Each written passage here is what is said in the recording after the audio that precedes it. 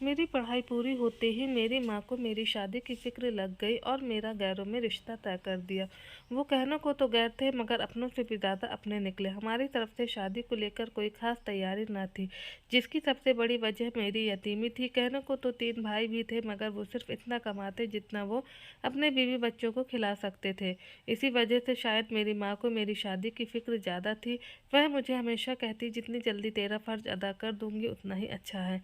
अभी तो मैं जिंदा हूँ, जाने मेरे बाद तुम्हारे क्या होगा। हमारी तरफ से शादी की सारी रस्में सादगी से अदा हुई, जबकि दूसरी तरफ से उन्होंने बड़ी धूमधाम से शादी की।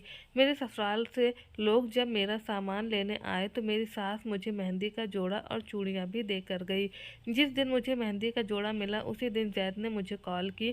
उसने पहली बार मुझसे बात की और सलाम का जवाब देते ही मेहंदी के जोड़े के बारे में पूछने लगा, ये पूछते हुए कि तुम्हें मेरी चॉइस कैसी लगी, उम्मीद है तुम्हें जोड़ा पसंद आया होगा। हमारी पहली बार बात हो रही थी। उससे बात करते वक्त मुझे शर्म भी आ रही थी, लेकिन यूँ महसूस हो रहा था जैसे हम सदियों से एक दूसरे को जानते हैं और शादी से एक हफ्ता पहले तक हम लगातार रोजाना ही फ़ोन पर बात करते रहे। शादी की सारी रस्में बहुत अच्छे से अदा हुई।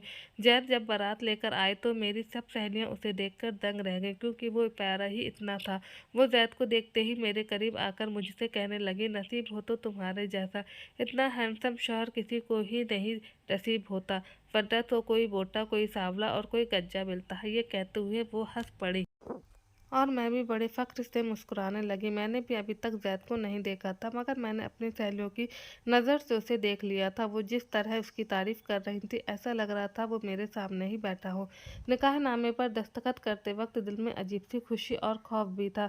खुशी इस बात की थी कि अब मैं हमेशा-हमेशा के लिए ज़ैद के साथ रहूँगी, और 1 हफ़्ते में ज़ैद ने जो मुझसे वादा किया था, इसी बिना पर अब वो मुझे हमेशा-हमेशा के लिए बहकेगा, दुःख भूल जाएगा। खौफ इस बात का था कि ज़िंदगी में आने वाली खुशियों को कहीं किसी की नज़र न लग जाए।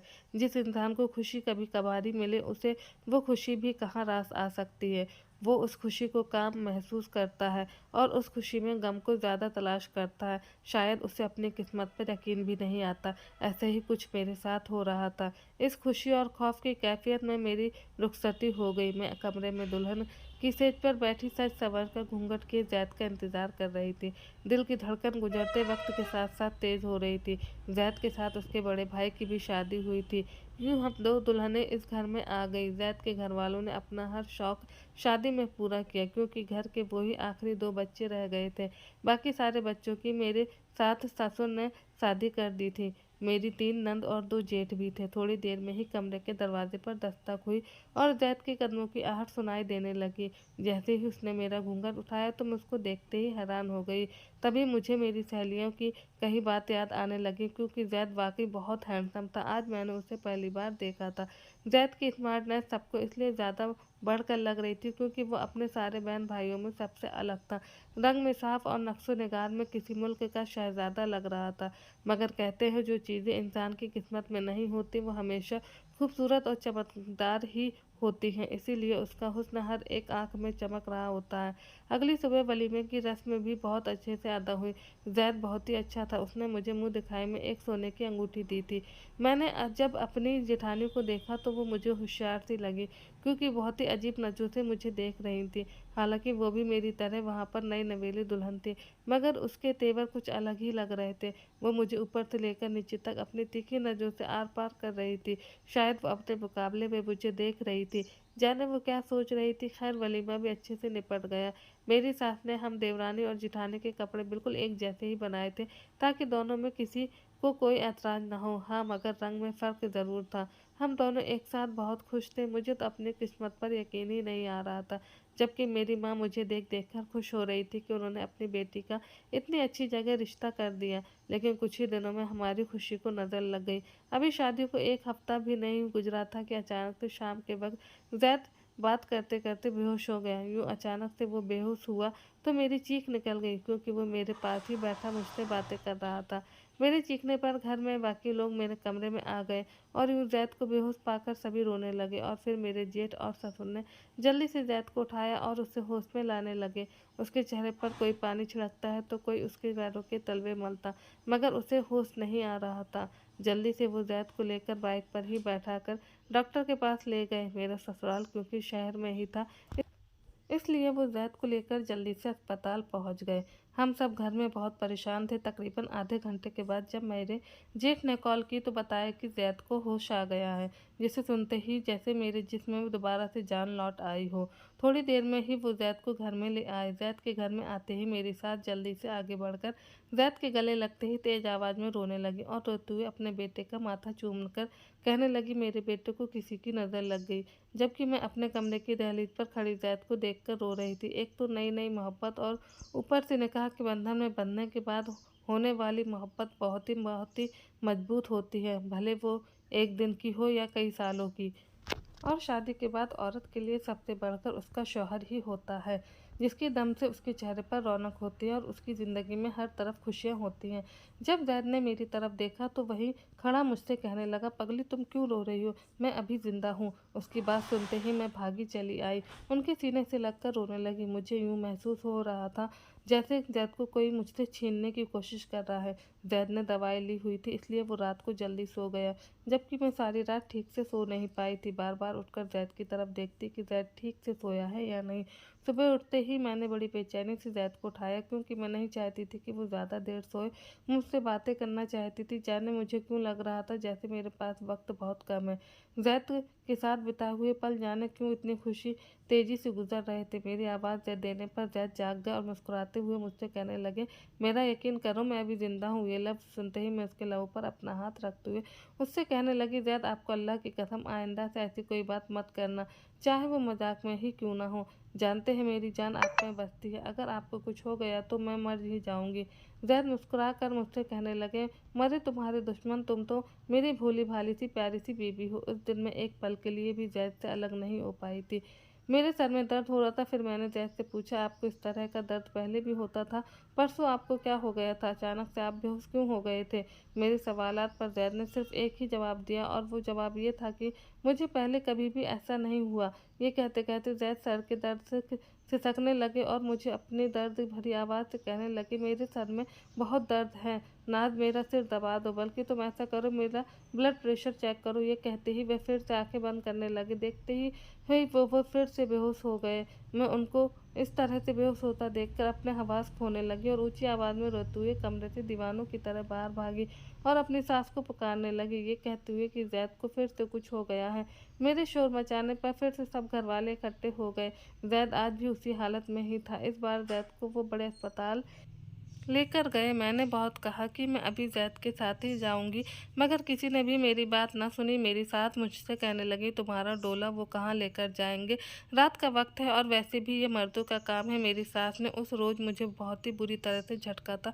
मैं तो पहले ही जैद की हालत को देखकर बहुत टूट गई थी। सास की इस तरह कहने पर मैं अपने कमरे में वापस आ गई, सर तकिए पर रखे आंसू बहाने लगी। मैंने अपनी माँ को जैद की हालत के बारे में कुछ भी नहीं बताया था, क्योंकि मेरी माँ पहले ही गमों की मारी थी। वो तो शुरू से ही मुझे देखकर ये कहती थी कि अल्लाह तुम्हारी किस्मत मेरी जैसी ना लिखे। मेरी माँ जवानी में ही बेवा हो गई थी। थोड़ी देर में ही फिर से जेठ का फ़ोन आया और उन्होंने बताया जैद होश में आ चुका है, मगर इस बार डॉक्टर ने जैद के टेस्ट लिख कर दिए हैं। डॉक्टर ने कहा है कि जैद के तमाम टेस्ट जल्द से जल्द करवाए जाएँ, इसीलिए हमें आने में देर हो जाएगी। मुझे जैद के लिए मैं बहुत फिक्र हो रही थी। मैंने परेशान होते हुए अपनी अम्मी को कॉल कर ली, ये सोचते हुए अब जैद की तबीयत ठीक नहीं लग रही है, इसलिए अम्मी को बताना भी ज़रूरी है। फिर ससुराल वाले कहेंगे कि ऐसे मौके पे कोई भी जैद की खैरियत मालूम करने के लिए नहीं आया। यही सोचते हुए जब मैंने अपनी अम्मी को कॉल की तो मेरी माँ मेरी बात सुनते ही रोने लगी, ये कहते हुए कि अल्लाह तुम्हारी किस्मत मेरी जैसी ना लिखे।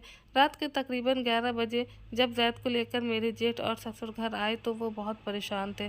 मैंने बहुत बेचैन होते हुए जब उनसे रिपोर्ट के बारे में पूछा तो वो कहने लगे, रिपोर्ट 1-2 दिन में मिलेंगी, मगर डॉक्टर ने कहा है कि खतरे की बात है। ये सुनते ही मेरी नई नवेली जेठानी मुंह बनाते हुए मेरी सास की तरफ देखते हुए कहने लगी, कुछ लोगों के कदम बहुत ही मनहूस होते हैं, इनकी वजह से दूसरों की भी किस्मत में आने वाली खुशियों का रुख मोड़ लेते हैं, जैसे हर नई नवेली दुल्हन के होते हैं। अरमान तो मेरे भी थे, मगर अल्लाह की लिखी को कौन मिटा सकता। अगले ही दिन मेरी माँ आ गई। वो जैद को देखकर रोती रही और बातों ही बातों में मेरी सास ने मेरी माँ को मेरे हवाले से मनहूस कहते हुए बहुत बातें सुनाई। यूँ मेरी माँ उनकी बातें सुनकर बोझल दिल से वहाँ से चली गई। वो 1-2 दिन में मैंने बहुत मुश्किल से गुजारा और हर वक्त अल्लाह से दुआएं करती रही कि ज़ैद की रिपोर्ट बिल्कुल ठीक आ जाए। रिपोर्ट्स के आते ही सब घर वालों पर जैसे आसमान गिर पड़ा। रिपोर्ट्स के मुताबिक ज़ैद को ब्रेन ट्यूमर था। मैं रिपोर्ट्स को पढ़ते ही अपने आप को ज़ैद की बीमारी की जिम्मेदार समझने लगी, क्योंकि शादी से पहले ज़ैद बिल्कुल ठीक था और एकदम से ज़ैद को ब्रेन ट्यूमर हो गया, वो भी 3rd स्टेज में था। ज़ैद की हालत दिन ब दिन बिगड़ती जा रही थी।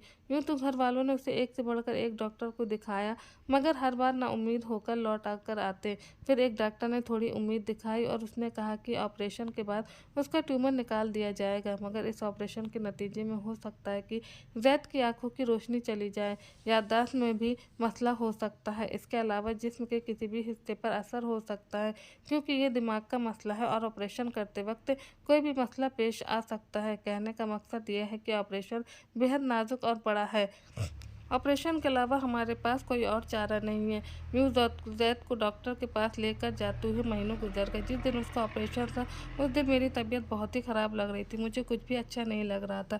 मेरे सर में बहुत दर्द था और थकावट भी महसूस हो रही थी। पहले मैं समझी शायद ये टेंशन लेने की वजह से हो रहा है, मगर उसी शाम मुझे उल्टियाँ आने लगी। मुझे शक हुआ कि शायद मैं उम्मीद से हूँ। अब हालात ऐसे थे कि मैं किसी डॉक्टर को भी नहीं दिखा सकती थी, इसलिए मैं खामोश रही। जैद का ऑपरेशन कामयाब हो गया, मगर उसको होश नहीं आया था। जब उसको होश आया तो वो सही से बोल नहीं पा रहा था। डॉक्टर से पूछा तो डॉक्टर ने बताया, आप खुशकिस्मत हैं, जैद का ऑपरेशन ठीक हो गया है, मगर पूरी तरह से ठीक होने में इसको बहुत वक्त लगेगा। आप लोगों को सब्र से काम लेना होगा। 1 हफ्ते तक जैद अस्पताल में ही एडमिट रहा। जब उसकी कुछ तबीयत संभली तो उसको घर में लेकर आए। जिस दिन जैद घर में आया, कमरे में पहुंची, मुझे बहुत अकेला पाकर मेरा हाथ पकड़ते हुए मुझसे कहने लगा, मुझे माफ़ कर दो, मैं तुम्हें एक दिन भी खुश नहीं रख सका। मैंने तुमसे कितने वादे किए थे, मगर मैं अपना किया हुआ एक वादा भी नहीं निभा पाया। ये कहते हुए उसकी आंखें नम हो गई। मुझे उसकी ये बातें सुनकर बहुत रोना आ रहा था। फिर मैंने अपने आप को मजबूत किया, अगर मैं उसके सामने रो पड़ी तो वो मुझे हिम्मत हार बैठेगा, और वैसे भी वो इस हालत में है, उसे परेशान करना खतरनाक साबित हो सकता है। मैं मुस्कुराते हुए जैद को दिलासा देने लगी। मेरी माँ और मेरे भाई जब जैद का पता लेने आए, जाने मेरी सास को क्या हो गया, वो मेरी अम्मी से कहने लगी, आप अपनी बेटी को अपने साथ कुछ दिन के लिए ले जाएं। जब उन्होंने ऐसा कहा तो मैं उनकी बात समझ नहीं पाई। उन्होंने इस कदर सख्त लहजे में कहा था कि मेरी अम्मी वापस पलटकर कोई जवाब न दे सकी और न ही पूछ पाई। मेरी सास मेरी अम्मी को अपना फैसला सुनाकर वहाँ से चली गईं, जबकि मैं ये सुनते ही बहुत हैरान हुई। मैं जैद को इस हालत में कैसे छोड़कर जा सकती थी, मगर ये बात मेरे भाई ने भी सुन ली थी। वो गुस्से में आ गया और ज़बरदस्ती मुझे वहाँ से लेके आ गया। उन्होंने मुझे जैद से एक बार भी बात नहीं करने दी। मायके में आकर भला मुझे कहाँ चैन आने वाला था। मैंने कई बार जैद को कॉल की, मगर जैद ने कॉल अटेंड नहीं की। वो कॉल अटेंड कर भी नहीं सकता था, क्योंकि मोबाइल डॉक्टर ने सख्ती से मना किया था कि जैद ज़्यादा देर बाद ना करे। जाने उसे उन लोगों ने क्या कहा होगा। कुछ दिन मैंने बहुत मुश्किल से अपने मायके में गुजारे और फिर अपनी माँ से कहने लगी, आप भाई से कहें कि मुझे जैद के पास छोड़ आएँ। मुझे ऐसा लग रहा है कि कुछ बहुत ही बुरा हो जाएगा। आप लोग ये सब कैसे कर सकते हैं? वो मेरा शौहर है, किसी को हक नहीं है कि कोई मुझे उससे जुदा करे। मगर मेरी माँ मुझसे कहने लगी, तुम्हारी सास तुम्हें मनहूस समझ चुकी है और इसीलिए उसने तुम्हें इधर भेजा है, ताकि वो अपने बेटे का इलाज करवा सके। और अगर तुम इस बीच चली गई और जैद को कुछ भी हो गया, वो तुम्हें जिंदा नहीं छोड़ेंगी। और वैसे भी वो उनका बेटा है। सभी मेरे खिलाफ हो गए, यहाँ तक कि मेरी माँ भी। फिर मैंने मजबूर होते हुए अपने ससुर को कॉल की। 2 बार तो ससुर ने कॉल अटेंड नहीं की, मगर तीसरी बार कॉल करने पर उन्होंने कॉल उठाते ही कहा, अब तुम क्या चाहती हो? जैद इस दुनिया में नहीं रहा। ये सुनते ही मुझे होश नहीं रहा। मुझे अपने कानों पर यकीन नहीं आ रहा था। मुझे तो कुछ समझ नहीं आ रहा था कि मैं उनसे क्या पूछूं और क्या बोलूं। सिर्फ मैंने उनसे इतना बोला, ये कैसे हुआ और कब हुआ, क्योंकि मुझे अम्मी के घर में आए हुए सिर्फ 2 हफ्ते हुए थे। उन्होंने मेरे सवाल को सुनने के बाद कॉल काट दी और इसके बाद उन्होंने कभी भी मेरी कॉल अटेंड नहीं की। जबकि मैंने अपने घर में बताया तो घर में अजीब सा मातम छा गया। ये ऐसा मातम था जो मुझसे ज़्यादा मेरे घर वालों ने मनाया। यानी अब वो सब मुझे मनहूस समझने लगे। मैंने बहुत मुश्किल से अपनी माँ को मनाया, अपने ससुराल पहुँची, जबकि मेरे भाई इस बात पर भी सख्त नाराज़ थे। उन्होंने हमें बताना ज़रूरी नहीं समझा और तुम किस मुंह से उस घर में जाओगी? मगर मेरे दिल के चैन को नहीं आ रहा था। जब मैं अपने ससुराल वाले घर में पहुंची तो वहां पर ताला लगा हुआ था, क्योंकि मैं वहां पर नई नवेली दुल्हन बनकर गई थी, इसीलिए किसी पड़ोसी के बारे में भी कुछ नहीं जानती थी। खैर, मेरी माँ ने साथ वाले पड़ोसी से पूछा कि मेरे ससुराल वाले किधर हैं, तो उन्होंने बोला कि वो ये घर छोड़कर चले गए हैं। जब मेरी माँ ने जैद के बारे में पूछा तो उन्होंने कहा कि हमें उसके बारे में कुछ भी मालूम नहीं। दूसरे पड़ोसी से पूछा तो उन्होंने कहा, हम तो 1 हफ्ता पहले ही किराए के मकान में आए हैं, तो हमें ना ही जैद के बारे में कुछ मालूम है और ना ही उनके घर वालों के बारे में। मेरी माँ मुझे कोसते हुए घर में वापस ले आई, ये कहते हुए कि वो तुमसे पीछा छुड़ाना चाहते थे और उन्होंने छुड़ा लिया, और अब जैद इस दुनिया में नहीं रहा। तुम घर में बैठो और अपनी इद्दत पूरी करो।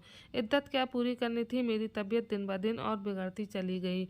मेरी हालत को देखते हुए मेरी भाभी मुझसे कहने लगी, कहीं तुम उम्मीद से तो नहीं?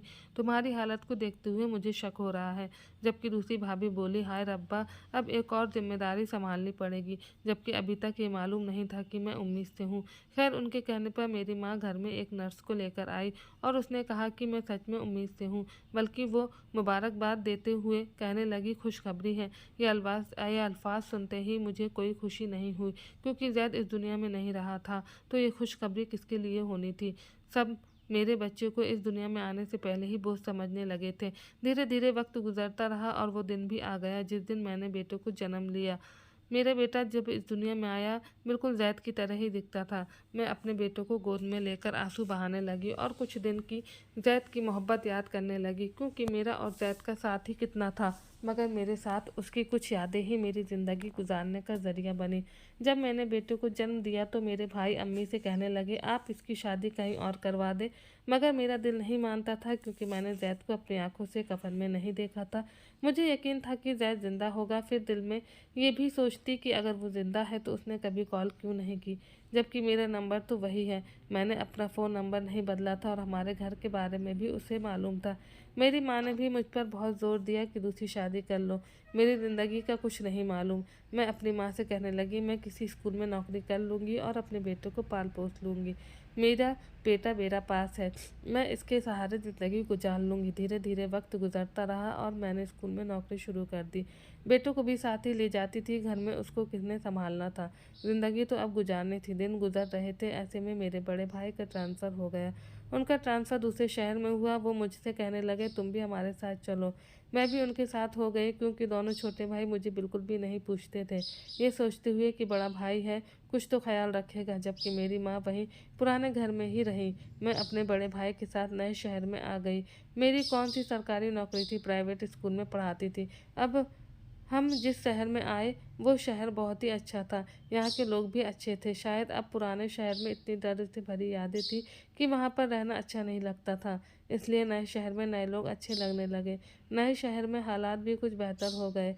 बेहतर इस हवाले से हुए, एक तो मेरा टीचिंग में तजुर्बा था और दूसरा भाई के घर के पास ही एक प्राइवेट स्कूल था। मैंने वहाँ पर टीचिंग शुरू कर दी। स्कूल की मैडम बहुत ही अच्छी थी। अब मेरा बेटा भी बड़ा हो गया था, वो 4th क्लास में पढ़ता था। मैडम मेरे बेटे से भी बहुत मोहब्बत करने लगी। जब उन्होंने मेरी आप बीती सुनी तो वो मुझसे और भी ज़्यादा हमदर्दी करने लगी। सारा दिन स्कूल में पढ़ाती और घर में बच्चों को ट्यूशन पढ़ाने लगी। दिन बहुत तेज़ी से गुजरने लगे, मगर इस बीच कोई भी दिन ऐसा नहीं गुजरा था जिस दिन मैंने जैद को याद नहीं किया। मेरा बेटा जब भी अपने बाप के बारे में पूछता तो मैं यही कहती है, तुम्हारे पापा मुल्क से बाहर हैं, बल्कि मैं उससे झूठ बोलती रही। उसकी हर सालगिरह पर उसे झूठ बोलते हुए उसे अपनी तरफ से एक तोहफा दे देती और उस पर जैद का नाम लिख देती, ये कहते हुए कि ये तुम्हारे पापा ने बाहर से भेजा है। लेकिन अब वो बड़ा हो रहा था और अपने बाप की कमी को महसूस करने लगा था। स्कूल में टीचिंग करते हुए मुझे 5 साल गुजर गए और मेरा बेटा भी पहले से बड़ा हो गया। इस बीच मैडम ने भी मुझे कई बार मशवरा दिया कि दूसरी शादी कर लूँ। मगर मैं उनसे हमेशा यही कहती कि मेरा दिल कहता है कि जैद जिंदा है। एक दिन मैडम ने मुझे ऑफिस में बुलाया और मुझे शादी का कार्ड देते हुए कहने लगी, मेरी बेटी की शादी है तो मेरी बेटी की शादी पर ज़रूर आना, क्योंकि मेरी मैडम से ज़्यादा बनती थी। इस वजह से मैं उनको ना चाहते हुए भी मना नहीं कर पाई। शादी 1 हफ्ते बाद थी। मैं हमेशा की तरह बेबी का लिबास पहने, उदास दिल लिए, झूठी मुस्कुराहट चेहरे अपने होठों पर सजाए मैडम की बेटी की बारात वाले दिन पहुँच गई। जब बारात आई तो मैंने वहाँ पर उस इंसान को देखा जिसका जिसका मुझे सदियों से इंतज़ार था। मुझे अपनी आंखों पर यकीन नहीं हो रहा था, मगर वो बारातियों में खड़ा मुस्कुरा रहा था। ज़ैद मेरे सामने खड़ा था। अचानक से जब उसकी मुझ पर नज़र पड़ी तो उसका चेहरा उतर गया, जबकि मैं वही शक्ति की हालत में खड़ी थी। मुझे अपनी धड़कन बंद होती हुई महसूस हुई। आज मेरा दिल जीत गया था, वो दिल जिसने हमेशा मुझे इस उम्मीद में ज़िंदा रखा कि ज़ैद ज़िंदा है, वो किसी मोड़ पर कभी न कभी मुझे ज़रूर मिलेगा। और आज वो मिल गया। मैं उस वक्त ज़ैद से कुछ न कह पाई। शादी में बहुत मुश्किल से वहाँ पर सारी रस्म के ख़त्म होने का इंतज़ार करने लगी। ये भी जानती थी कि जिस अंदाज में मुझे ज़ैद ने देखा है, वो भी मुझसे ज़रूर बात करना चाहेगा। जैसे बारात रुखसत हुई तो मैं अपने बेटे को अपने साथ लिए हॉल से निकल ही रही थी। वहाँ पर ज़ैद हमारे ही इंतज़ार में खड़ा था। ज़ैद को देखते ही मेरा दिल चाहा कि मैं उसका गिरेबान पकड़ूं और उससे पूछूं कि वो ज़िंदा था, मगर वो इतने अरसे कहाँ रहा। शादी के फंक्शन में मुझे मैडम से इतना तो मालूम हो चुका था कि ज़ैद उनकी बेटी की ससुराल की तरफ से आए हैं, यानी मेरी जेठ के घर में मेरी मैडम की बेटी ब्याह कर गई थी। इससे पहले कि मैं ज़ैद से कुछ पूछती या वो मुझसे कुछ पूछता, मैंने बहाना बनाते हुए अपने बेटों को वहाँ से जाने के लिए कहा और खुद ज़ैद से पूछने लगी, ये कहते हुए कि तुम तो बड़े बेवफा निकले। तुम जिंदा थे, मगर तुम्हारे घर वालों ने हमसे झूठ बोला और मैं बेवकूफ़ तुम्हारे मरने पर भी यकीन नहीं कर पाई। इस उम्मीद के सहारे अपनी सारी जवानी गुजार दी कि तुम कभी तो लौटोगे। जाने क्यों मुझे यकीन नहीं आ रहा था कि तुम मर गए थे, मगर आज तुम्हें ज़िंदा अपने सामने खड़ा देखकर मुझे यकीन तो हो गया है कि मेरा दिल सच कह रहा था। मगर तुमने मेरे साथ ऐसा क्यों किया? मेरी बात को बीच में ही काटते हुए ज़ैद मुझसे कहने लगा, तुम ड्रामा ख़त्म करो। एक तो तुम मुझे इस हाल में छोड़कर अपने घर वालों के साथ चली गई और उल्टा तुम मुझे ही कसूरवार ठहरा रही हो। फिर वो मुझसे कहने लगा, हाँ, तुम्हारे जाने के बाद मुझे घर वालों ने बताया था कि तुम घर से ये कहकर गई हो कि तुम बीमार शौहर के साथ सारी ज़िंदगी गुजार नहीं सकती, और वैसे भी ज़ैद की ज़िंदगी का क्या पता, आज है तो कल नहीं, ये कहकर तुम वहाँ से चली गई, जबकि मेरे घर वालों ने तुम्हारी बहुत मिन्नतें की थी। ये सुनते ही मैं ज़ैद पर फट पड़ी, क्योंकि वो जो भी कह रहा था वो सब झूठ था। मैंने उसके लगाए गए तमाम इल्ज़ामात का सिर्फ इतना जवाब दिया, ये सब झूठ है, और तुम लोग अगर इतने ही सच्चे थे तो घर छोड़कर क्यों गए? ज़ैद को पहले तो मुझ पर यकीन नहीं आया। फिर वो मुझसे कहने लगा, हाँ, हम वो घर छोड़कर गए थे क्योंकि हमें किसी आलिम ने बताया था कि मेरी बीमारी इस घर को छोड़ने से ही कटेगी, और वैसे भी बड़े भाई का इस शहर में ट्रांसफ़र हो गया था, इसीलिए वो मुझे भी लेकर यहाँ आ गए।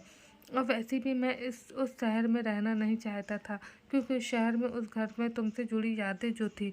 इतने में मेरे बेटे ने मुझे पीछे से आवाज़ दी।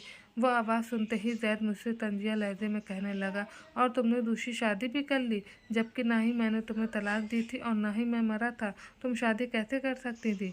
मैंने अपने बेटे का हाथ पकड़ते हुए ज़ैद के सामने उसे लाकर खड़ा किया, ये कहते हुए, ये तुम्हारा ही बेटा है, इसको गौर से देखो, क्या ये तुम्हारा अक्स नहीं? ज़ैद ने जब बेटे की तरफ देखा तो वो उसकी तरफ लपका और उसे गले से लगा लिया, क्योंकि सच में हमारा बेटा ज़ैद की ही कॉपी था। फिर मैं वहाँ से अपने बेटों को अपने साथ लेकर आई, जबकि ज़ैद इस बात पर ज़िद कर रहा था कि मेरे बेटों को उसके साथ जाने दूँ और ख़ुद भी उसके साथ आऊँ, पर मैं ऐसा नहीं करने वाली थी। उसके बाद कई बार ज़ैद ने हमारे घर में आकर माफ़ी मांगी और यहाँ तक कि अपने घर वालों को भी हमारे घर में लेकर आया, मगर मैंने उसके साथ जाने से इनकार कर दिया, ये कहते हुए कि मैं तो मनहूस बेवा जैसे शब्द सारी उम्र सुनती आई हूँ, और मैं तो अपनी आखिरी सांस तक तुम्हारा इंतज़ार करने वाली थी, जबकि तुमने एक बार भी पीछे मुड़कर नहीं देखा। ज़ैद मुझसे कहने लगा, उसने एक दो बार कोशिश की थी, मगर तब मैं उधर से आ गई थी, मगर मैं जानती थी वो ये सब झूठ कह रहा था, क्योंकि मेरे दोनों दूसरे भाई उसी घर में रहते थे, और सबसे बढ़कर ज़ैद के पास मेरा फ़ोन नंबर भी था। ज़ैद ने दूसरी शादी कर ली थी और उसकी 3 बेटियां भी थीं। वो सिर्फ मेरी तरफ इसलिए आ रहा था क्योंकि उसे बेटा चाहिए था। मैंने ज़ैद से कहा, मेरा क्या है, आधी ज़िंदगी गुजर गई है और आधी बाकी है। अल्लाह ने मुझे बेटे जैसे मजबूत सहारे से नवाज दिया है, मैं इसके सहारे ज़िंदगी गुजार लूँगी। वैसे भी मैं मनहूस थी, यही समझकर तुमने भी अपने घर वालों का साथ देते हुए मुझे छोड़ दिया। अब तुम अपनी ज़िंदगी जियो और मुझे भी जीने दो। मैं अपनी अधूरी मोहब्बत के मुकम्मल होने का इंतज़ार करती रही, मगर मेरी मोहब्बत हमेशा के लिए अधूरी रह गई। सारी हकीकत जान लेने के बाद मेरे बेटे ने अपने बाप का मुंह तक नहीं देखा था, जबकि मैंने उससे कई बार कहा कि वो तुम्हारे पापा हैं, तुम उनसे मिलते जुलते रहा करो, मगर मेरे बेटे ने मुझे तड़पते हुए देखा था, इसलिए उसने अपने बाप से मिलने से इनकार कर दिया था। दोस्तों, कहानी अच्छी लगी हो तो चैनल को सब्सक्राइब कर दीजिएगा, वीडियो को लाइक कर दीजिएगा। धन्यवाद।